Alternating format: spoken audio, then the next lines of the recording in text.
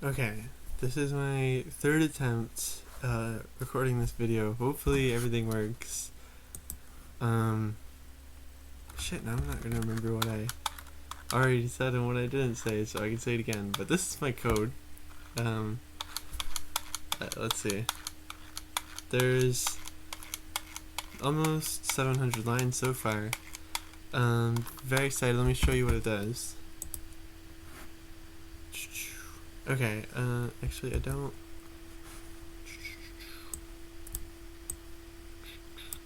Okay.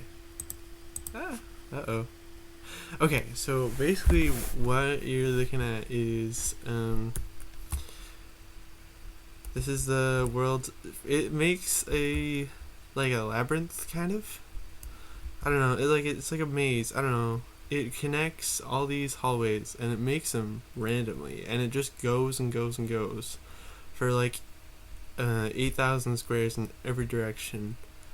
And when I animate it, these are going to be hallways, and you're not going to be able to see that, there's just nothing past it. It's going to feel like it goes forever. And there's going to be lights. I'm going to do the lights today. But the idea of the game is it's a storage unit building, right? And so you go into this storage unit, or you start in it, I should say, and you're like exploring it. It just goes forever. There's all these units, and most of them are locked. And some every once in a while, there's some that are unlocked. Like you can find ones without locks, and you can just open them, or the lock isn't done all the way, and you can just open it and mess with all the stuff in it. So like, there's gonna be a guitar that you can pick up and start playing, or there'll be like a boombox you can play, or a compass that you can find which way north is, or there'll be like Legos, and you can just carry a bucket of Legos with you and leave them behind you as breadcrumbs, where you've been or something. That's what I'm thinking, and I'm just gonna come up with a bunch of stuff, and you can just mess with it. I want it to be realistic too. So like, if you throw a guitar and it just hits the ground, which is gonna be concrete, by the way, you break it and probably won't be able to play it again. Maybe the boombox can lose its battery after a while. It's just stop playing music.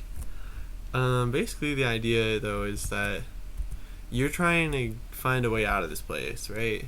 And it's really hard. You don't find a way out until the very end of the game. There's a story, and so the story is that you came into this place with amnesia. You don't remember how you got there, and the first cutscene, there's gonna be cutscenes, is you are like walking into this parking lot at night, and you're tired as hell. You're just looking for a place to sleep. You're kind of disoriented, and you see this building. It's a storage unit building. Make a very generic sounding brand name, put it on the outside of the building on a sign, and you walk in, and maybe the lights are on because there's people there dropping off stuff, and you just walk in and turn a corner, and you just go to sleep. Because you need a place to sleep, and so you're like, oh, interesting, that's how I got here. Okay, I wonder if I can find my way out. And so yeah, that's what you're doing.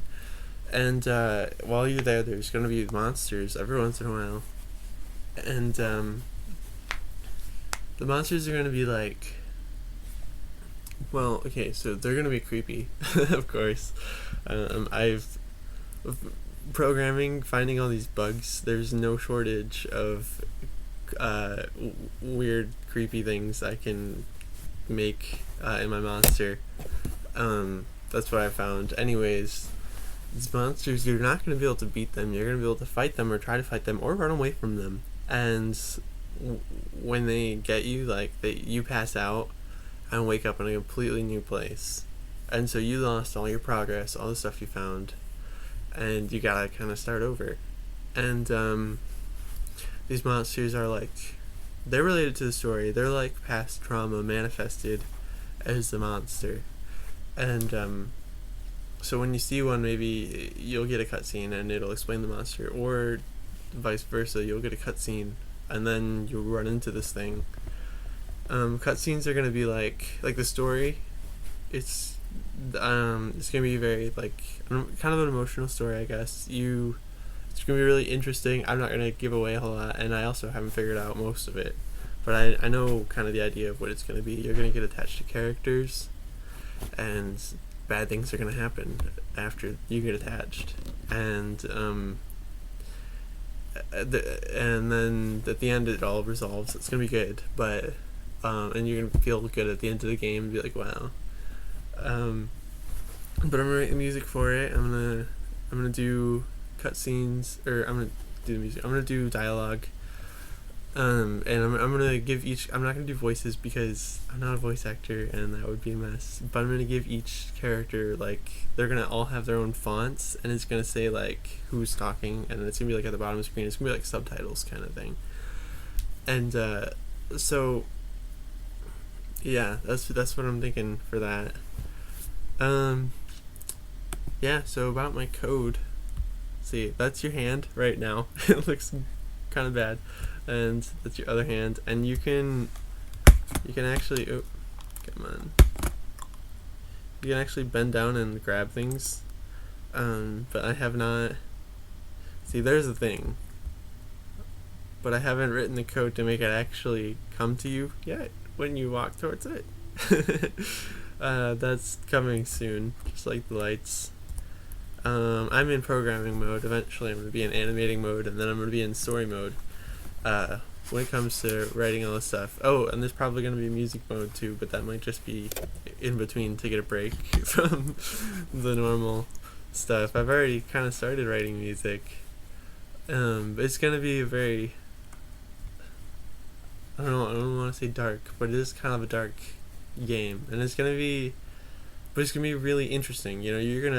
It's gonna be like a mystery that you're constantly trying to figure out, and that you're not gonna be able to figure it out until it all comes together at the end. And actually, it's a really happy ending game that you feel good about. So yeah, excited about it.